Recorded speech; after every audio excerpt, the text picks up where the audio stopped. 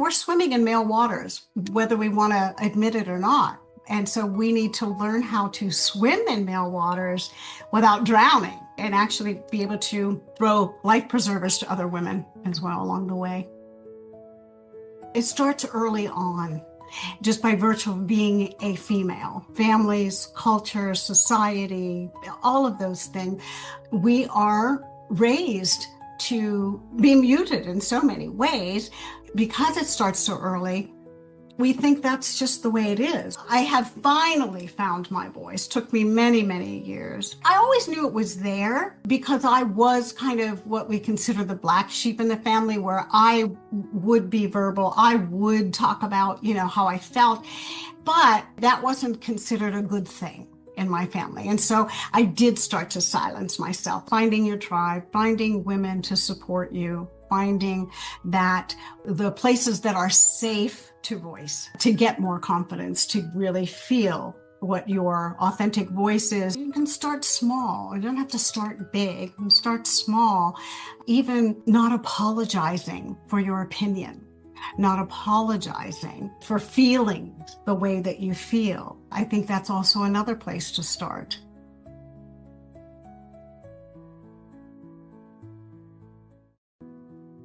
Hello, beautiful souls. It is Sophia from Sacred You. Thank you so much for being here. Before we dive into today's podcast, I do have a small request from my heart. If our conversations ever resonate with you or have supported you on your journey, please subscribe to our channel or like this video. It helps us grow Sacred You, welcome more powerful voices into this space, and keep you connected to everything we share. Thank you for walking this path with us. Let us begin with today's conversation.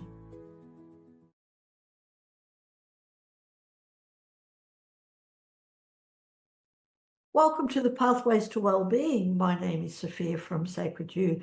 I am really excited because on today's episode, we have the beautiful Dr. Michele D'Amico. Thank you, Dr. Michele. Thank you so much for joining us. I'm really excited to have you here. Thank you. I am excited to be here.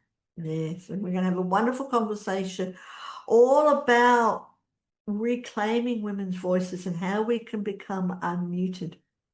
Truly, I'm really looking forward to it. This is a topic close to my heart because for so long I didn't claim my voice and I'm still in the process of it.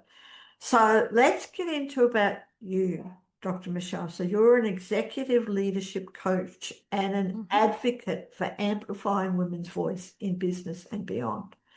So I'd love to know a little bit more about you, how you got to where you are now, and take us back to a moment or the experience that first made you realize how vital it is to reclaim your voice. Okay, yes, you explained very well what I do, and I have been doing that. I started out going to school for my doctorate in clinical psychology, and along the way found coaching and just absolutely love coaching. There have been a number of iterations over the years, a number of pivots for me as I started out doing a lot of career coaching as well as quote unquote life coaching. It's very difficult to separate personal and professional, but so really a lot of that. And then I pivoted into executive and leadership because I really found that there's just not enough emotional intelligence and psychological safety in leadership today.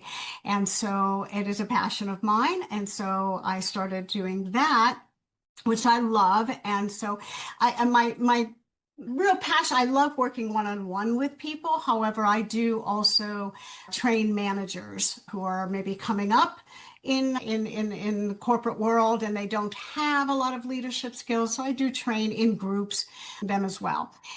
But my real passion is advocating for women's voices, not only in leadership, but personally, just personally and professionally, just advocating for women to find our voice and use it both individually and collectively to change the status quo, whatever that is. Yes, and it's so much out there, isn't it? Ugh. Not just through culture. We know so much, even in today's world, how advanced Mhm. today's world, there are still a lot of cultures that really, that women are silenced. That they do not have a voice, totally. But even outside of that, in families in the Western world and workplace dynamics, especially again in today's world, we live in, unfortunately, a male-dominated world. Yeah. So, from your experience, what are some common or even surprising ways that silencing women's voice show up in our daily lives? Oh my goodness. Okay, where do I begin? Let's see. Oftentimes, we've all heard this many times, I'm sure, is that when a woman voices her opinion, oftentimes we are considered to be aggressive rather than just voicing our opinion, having an opinion. Men tend to oftentimes take our ideas in leadership, in corporations, take our ideas, use them as their own. That happens. And just in general, physically, men take up a lot of space. When they come into a room, they take up a lot of space physically. And women tend to a little more demure, a little more like if another woman walks into the room or even a man walks into the room, will move over so they have a place to sit. Men don't typically do that. It just, so even in those kinds of ways, physicality, we see it. And not just in business, but in life. And we just see it all the time in even when we're raising our daughters versus raising our sons, is how do we not silence our daughters? And especially, this is interesting. I'm in one of my groups that I was in. I ran into a woman who recently had a daughter. So I think her daughter is about 8 or 9 months old, but she has an older son. And we were talking about it, and she said, I really want to make sure that I don't silence her while I'm raising him at the same time. She said, because we tend to do that. I know where I grew up. When I grew up with a number of brothers in a very Italian Catholic family in general, and boys' voices were considered much more valuable than girls in many ways. Yeah, Yeah. yes, and I hear that, and it's such a shame. But Yeah, we live it in is. the world, the culture. It is slowly changing in different things, and I just want to acknowledge you and the woman that you're speaking about. She is aware of not Right, silencing her daughter's voice because right. that has such a big impact Yes, on it us. does. So much to say, if I can say, and this is from even experience, it takes us quite a while to even Mhm. recognize that we're being silenced or muted.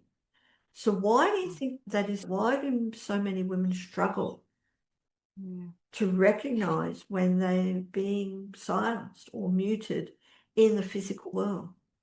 Yeah.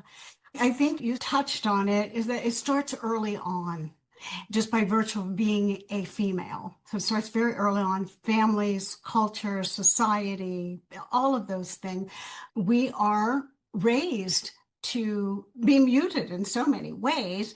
And because it starts so early, we think that's just the way it is, and we lose our voice. I mean, as I see it, and I have experienced it as a young girl, when you're with other children and there's boys in the room, and maybe the boy pulls your hair or does something, and hey, don't do that. Oh, he's just being a boy. Don't worry about it. Those kinds of things. So even in those ways, in many subtle ways where we are really conditioned to not have a voice, to silence that voice, to mute it, to push it down. And it can take years. And sometimes some women never find their voice really to their satisfaction. And because you mentioned it before, look, we're swimming in male waters, whether we want to admit it or not. And so we need to learn how to swim in male waters without drowning, and I like to, and actually be able to throw life preservers to other women as well along the way. I love that. I absolutely love that because it's so very true. We are swimming in male waters, and whether or not we like it, we do allow it for a considerable part of our lives, and this is a generalization, most women do allow themselves to be muted, to be silenced, until they realize what's happening and they develop the confidence and the skills and everything else, and they grab your life preservers and are able to swim for themselves. Absolutely. And I really do believe there are more life preservers out there now for women than there ever were. Certainly in my era, which I won't tell you what era that is, but in my era, women, as we all know, were not able to even have a bank account, own a home, doing so. We were destined to, we needed men to survive. We don't need men to survive anymore. However, we're still in that, like you said, we allow that in a way because we have been conditioned, right? And I think there are a lot of women who really don't know how to move beyond that and where to find your voice and how to then express your voice without being angry, without being, yeah, So very true. angry about it, to just be able to have your voice and have it be okay. And that takes a lot of courage, and a lot of confidence, Yes. and a lot of Yeah.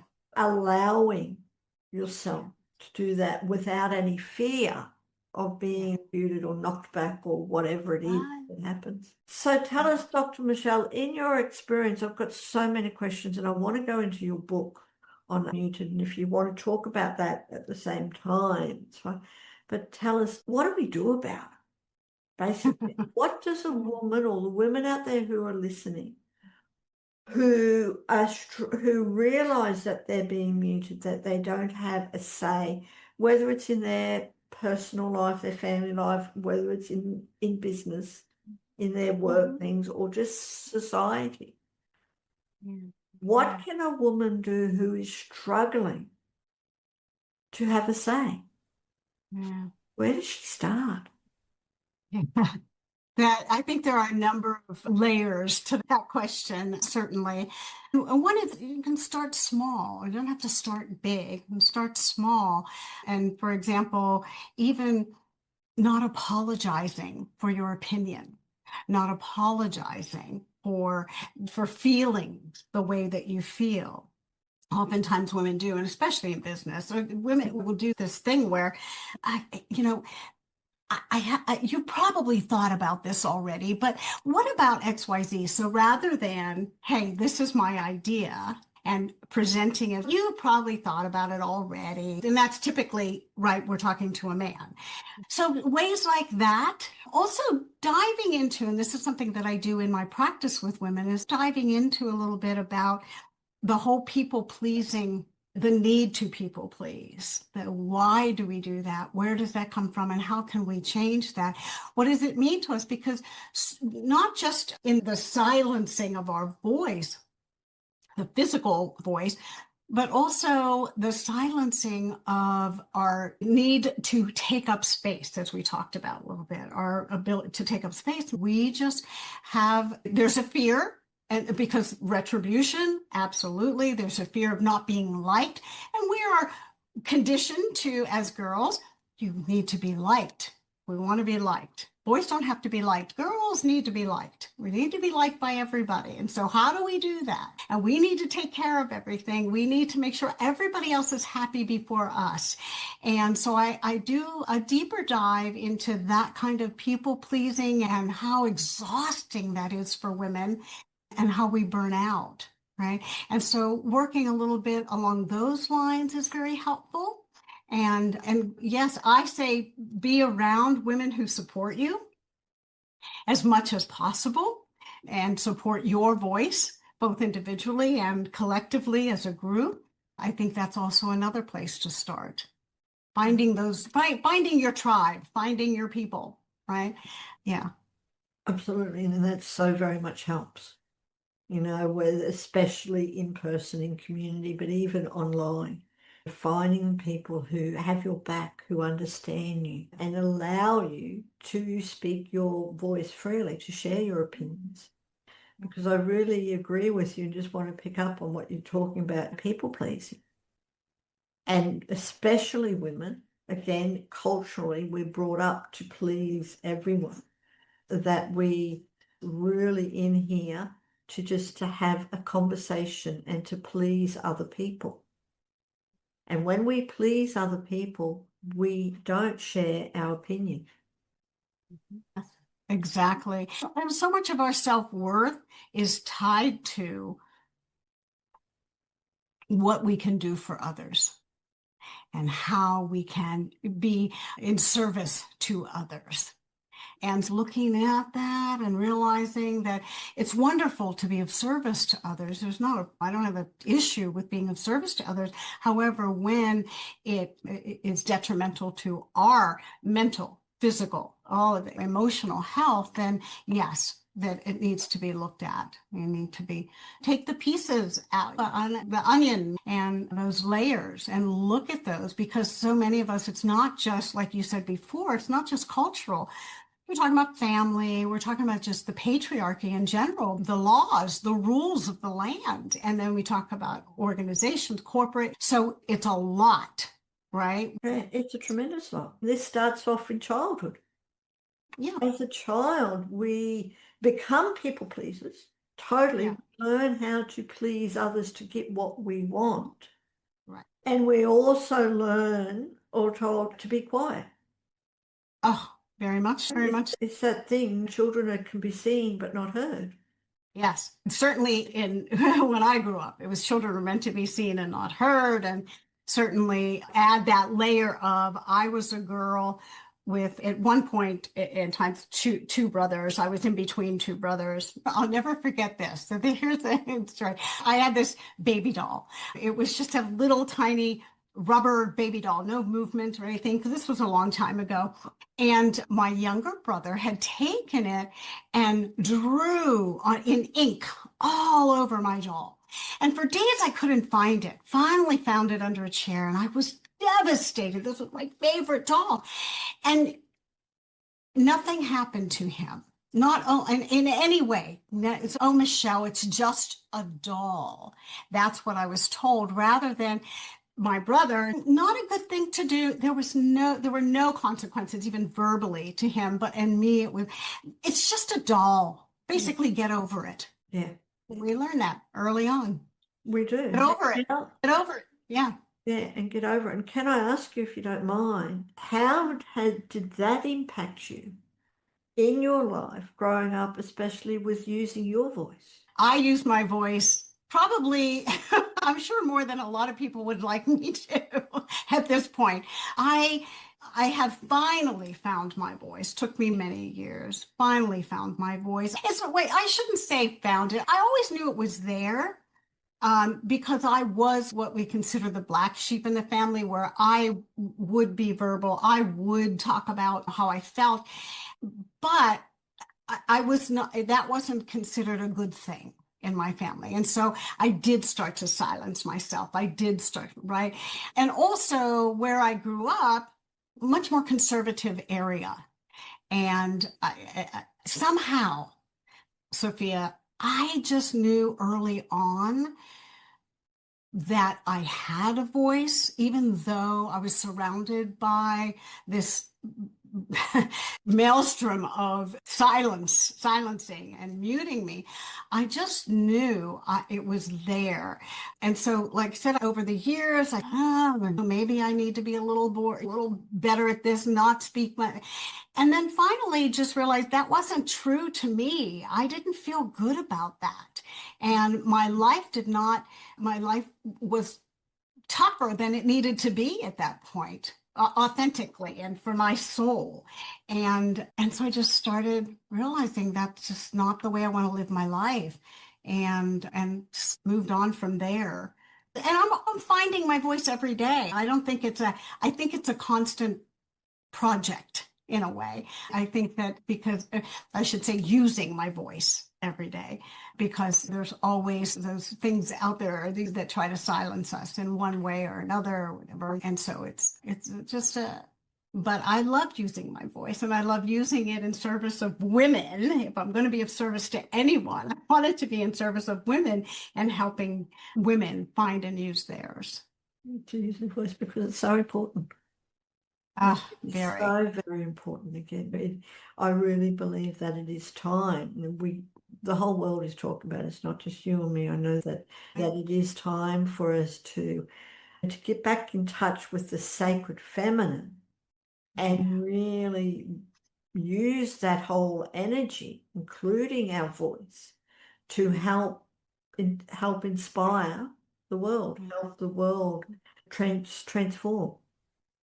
And Without a doubt, without a doubt. It's that changing that, and that's really what my book Unmuted is about. It's like using our voice, not just individually, but collectively, how strong we can be as a collective voice in changing the status quo. There's not just the Me Too movement, right? Black Lives Matter. These were all started by women. This was the murdered and missing Indigenous women. There's so many movements out there that are collective female voices that are changing the status quo.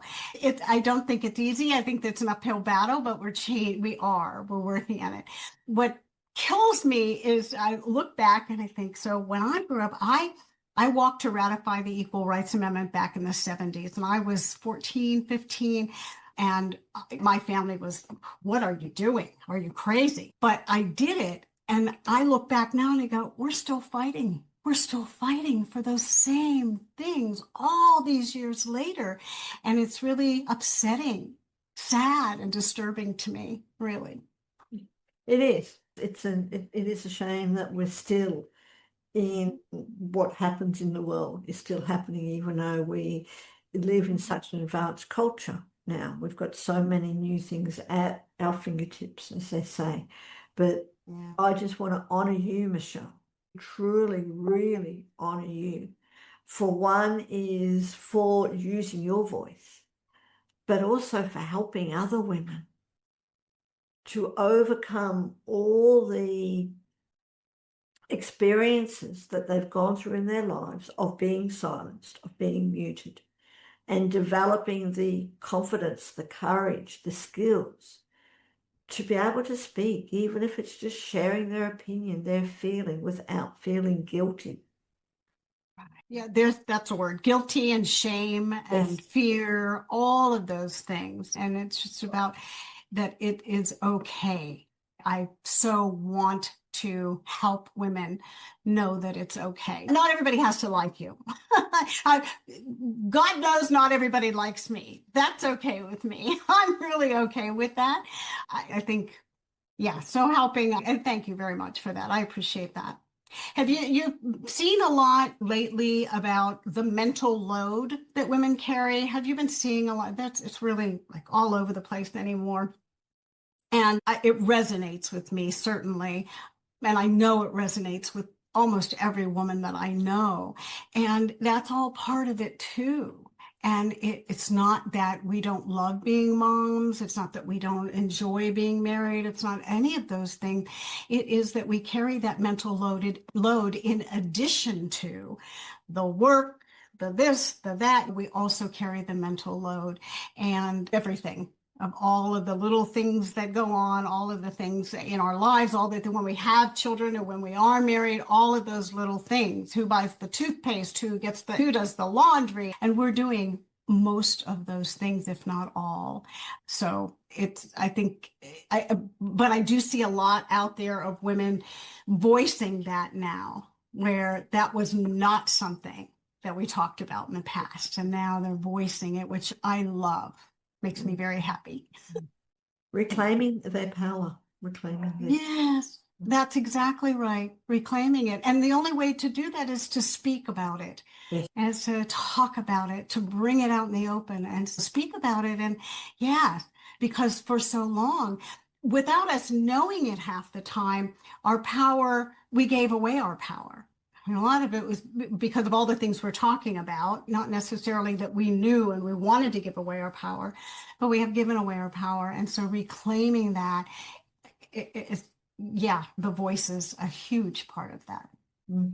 Absolutely. Thank you so much for sharing it. And like I said, you aren't speaking my language for quite a long time. I didn't have a voice.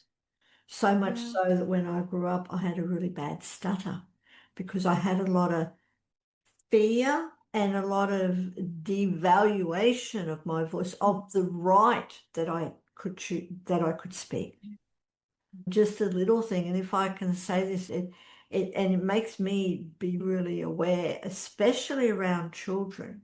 We all do it. We all cut people off. I still do in conversations, someone saying something and you want it and you talk over them.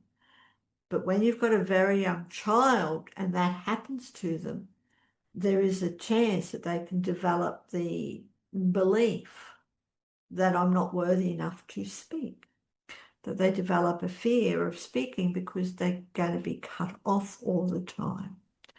And that takes a Yes. lot to overcome. Yeah. How did you overcome it? How did I overcome that? I just realized that I have a choice, Michelle. We all have a choice. We can be a victim in the world or we can take control of our life. And to start with, I actually had to undergo speech therapy. I had to learn how to talk all over again because I developed such a really bad stutter. So I had to do a lot of therapy with that. But then I just started speaking. I would go, yes, I've done the public speaking. I've been to the Toastmasters. I've developed my own or started my own meetup groups. Got to be able to talk when you run a meetup group. And now I'm so honored to be the co-creator of Sacred You and to have this podcast. And one of the reasons why we have this podcast, not the only reason, one of them is to meet wonderful women like yourself and to share your voices. But it also gives the opportunity for me to keep on speaking. I love that. I do. I just love it. And you know what? You bring up that it's really a great point. Just getting out there and doing Toastmasters for some women to not just if you have a stutter, but also to just learn how to verbalize and communicate and use your voice in a way that is not threatening. Yes, yeah. Yeah. And it's putting yourself in situations, and like you said, it's finding your tribe, it's finding the other women and also men in your community or your family or wherever it is that really understand you and are not going to cut you off all the time, are not going to, whatever it is, punish you or silence you. That no, you have a right to share your feelings. You have a right to voice your opinion. It doesn't have to be everyone else's opinion, but it's still my opinion, and we have a right for that opinion to be heard. Without a doubt. And it's lovely. And what you've created with Sacred You is just, it's very special for women. It's very special. Thank Yeah. you. And that's what we're hoping to be, is Yeah. to Yeah. provide a platform for women like yourself and many other women from all over the world to come and share their voice Yeah. I on all love that. avenues. Yeah. So thank Yeah. you. And I'd love to know more, Michelle. Tell us more about your book, Unmuted. Now, we will be putting the links below for anyone out there who is watching or listening to our podcast. Do click on the links below and get yourself a copy of Unmuted. But tell us more about that. Gosh, I started that over a year ago, started writing it. It was just something I felt one of those things you go, I need to do this. I really need to do this. And I started writing and it morphed into such a lovely what I did was then I asked for stories from other women as well. Stories of when they felt muted, when they felt devalued, when they felt, let's get some of those stories out and let me hear them. And so they're all in the book. Every chapter has a story or two from other women. And then also it's conglomerate of all the different kinds of movements out there, like we were talking about before, the collaborative movements that have changed the course of women and the status quo and the patriarchy, whatever, and are making changes.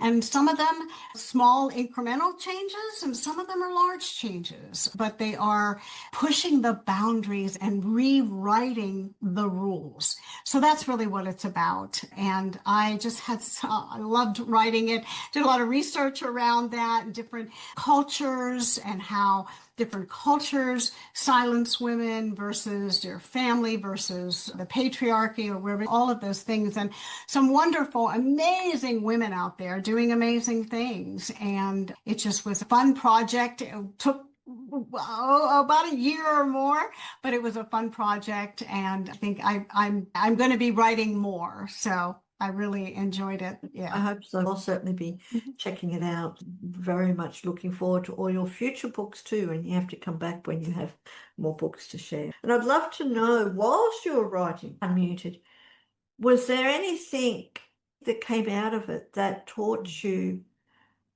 or gave you an experience, a lesson that you weren't really expecting, whether it was personally in your personal life or professionally? Yeah. How has that changed you? I'm not even sure that I know all of the ways that it has changed me yet and will change me. But a couple things that really I noticed, and one was, even though I've always been very verbal with my daughter about her and her opinion and being female in a male world, and how a lot of what came in this book was really for her. And that was lovely for me. And that's not how I started. That's not how I began writing the book. And then the other thing was that I realized, and this is so funny that I didn't realize this before. Way back, I think I mentioned to you, I walked to ratify the Equal Rights Amendment back in the 70s. My stepfather was not interested in what you do when you walk. You ask for sponsors, and for every mile you do right. And he would not do it. He had his reasons. They were crazy, but as far as I'm concerned, but he had his reasons. And my mom, when I was asking for their sponsorship, and they were both in the room at the time, and she declined to sponsor me. I was really upset about that. And then she was driving me somewhere, and she said, it was just she and I in the car, and she said, "I'm going to sponsor you. I didn't want your dad to know." And I, at the time, being that, then don't sponsor me. If you can't say it in front of him, I don't want you to sponsor me. And as I'm writing this book, I realized I had a chip on my shoulder about that. And I realized she was supporting me in the only way she felt she could. Not that he would have done anything, but he would have been angry probably. He was not a violent man or anything like that. But she had to do it in the safety of our private conversation. And I realized when I'm writing this, I so wish I had realized it then and not been such an obstinate teenager at the time. Yeah. So that was a change for me. I hear you on that. But it was good that you're able to realize that anyway. Feel that energy around that situation. Yeah, Yeah. definitely. Definitely. Yeah. So that was big for me. So I've carried that around along, not in anger towards her at all, but I have carried that with me, and I no longer do. So you're able to let that go, which is a Yeah. benefit of writing a book. So thank you for sharing that, Michele. Yeah. Thank you. Thank you. I feel that in my heart. Thank you. I'd love Thank to you know, very much. Michele, what advice would you give any woman who's navigating corporate spaces in business, in the corporate world, where even speaking up can be really risky? Yeah. They feel unsafe. How are they able to overcome that? Yeah. That is a real tough one, to be honest, because we are at risk in the corporate world. Certainly, we're at risk, especially if you're bringing home the paycheck, if you're a single mom, or you can't afford to lose it. So it is very tricky. And I think First of all, as we talked about a little bit before, is finding your tribe, finding women to support you, finding that the places that are safe to voice, to start with, to get more confidence, to really feel what your authentic voice is, and right. And then there are ways to do it. One of the things that I teach in my coaching is just ways to say things that will not come off as attacking in any way. And I teach that to my men too, to the men too, because there are ways to say things to people to really open them up. And so there are things like that you can do. And the other thing is, I think, build sponsors and allies in the workplace. Really find those allies, find those sponsors, because women find mentors, right? We do find mentors, but beyond mentors, we need sponsors. We need, especially male sponsors, to advocate for us and not just mentor us. And so I think if we can start to do those things and find that safety, that can be helpful. And then I think we need to just make sure that we open the spaces for other women. And so that there are more women in the workforce and in those places where we can speak our minds, where we can and not be at risk. There's the whole glass ceiling thing, but there are all these broken rungs along the way where we can't even get to that next level, that management level a lot of times, or that. And so I think really developing the other women, bringing other women up, right? Throwing them a lifeline, bringing other women up. And I think we can start to create more of a, not swimming in such male waters. Maybe we can start swimming in some male-female waters enough where we feel comfortable being able to express ourselves. I think it's a long haul, to be honest. I do, because we don't have much of a recourse oftentimes. And so I do think it is something, but there are plenty of groups out there. Yes. Sacred You and as one where we can find the safety to build our voice and feel it, and then be able to in way, I hate to say it, because in ways it's, on the one hand, it's like, how do you say these things without looking aggressive, right? And then on the other hand, I go, I don't look at it that way. Like aggression, it is voicing who you are and voicing your opinion.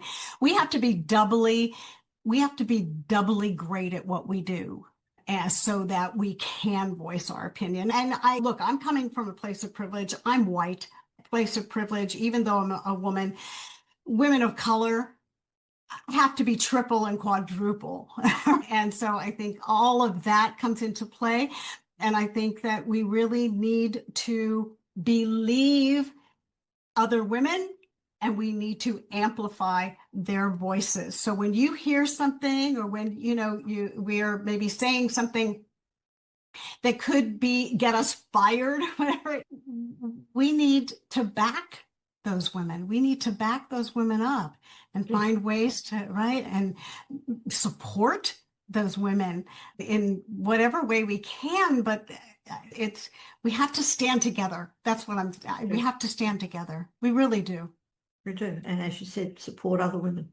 And even men too. We do have men in the world as well that are afraid of using their voice for whatever experience that they've gone through in their childhood that is affecting them in their adult life as well, that not all men will use their voice as well.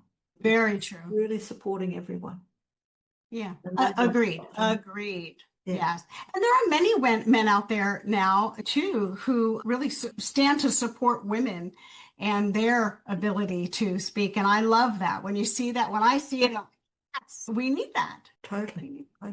And talking of that, Michele, what is a red flag, if I can say, for someone who might really be just muting themselves, silencing themselves, and not even realizing it?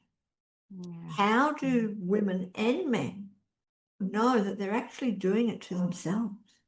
Yeah. Yeah. I think if you're unhappy in your life, I think that's a first sign. There could be many other things involved, but I do think that's a sign to take a look at. Why am I unhappy with my life? I've got a family, I've got a job, I've got all these great things, I got a new car, whatever it is, and I'm really unhappy. And so I would, for me, take that as a red flag, at least to explore and say, well, why? So what is it? And so many times I do think it comes down to not being authentic and being able to use your voice in a way that works for you. You've got all these other things, but that's not who you really are, who you want to be, or how you want to present yourself in the world. So that could be a red flag. Oftentimes, it's this is if I see that, and I have seen that, where I'll ask a question of a woman and she's there with her husband or there with her boyfriend or there, and he will answer. Yes. And when he answers, I know she is silencing herself.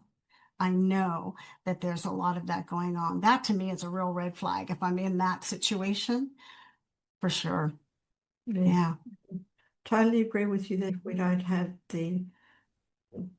our voice, if we don't have the courage or whatever to answer other people's questions or allow other people to answer the questions for us, so we're not sharing our own opinion because we've got whatever fear it is of what people will think about us or whatever that may be happening. But yes, thank you for sharing that. And I'd love to know, Michele, before we wrap up, if there was one message that you could whisper into the ear of every woman out there who's questioning her worth and even her voice, what would it be? Maybe this is really trite. You're enough. You're enough. You're enough. It's very simple. Very simple, and it's so very true that we are enough and we have the right too, if I can add that. And our voice matters. And our voice matters. Yes. Absolutely. Yes, in this world, yes, your voice does matter. And I'd love to know a couple of quick questions before we finish up. What does the pathway of well-being mean for you, Dr. Michele? For myself? Yeah. Yes. Gosh. Joy, finding joy. There are times in my life where I've lost joy along the way. And so finding that joy and really being, I think oftentimes about my legacy. And my legacy in life is I want it to be of helping other women. I really do. And I find my joy in that. I really do. And so I would say that's well-being to me. I feel good when I'm doing that. As selfish as it is, I'm helping somebody else, but I'm feeling great. I find a lot of joy in that. And so I like to keep finding that joy. Yeah. Yeah. That is not selfish, if I can say, because you can see you radiate that out. And it is good that you've experienced joy in helping others because you're also radiating out that joy and that helps others as well. Thank you. So I just want to again acknowledge you for that and honor you for doing that. That imagine how the world would be if it was full of Dr. Michele's who just want to help others and find joy in helping others. Thank you. Thank you. Thank you. And what's one core message from Unmuted that you would like or that you hope stays with our listeners long after they finish listening to our podcast?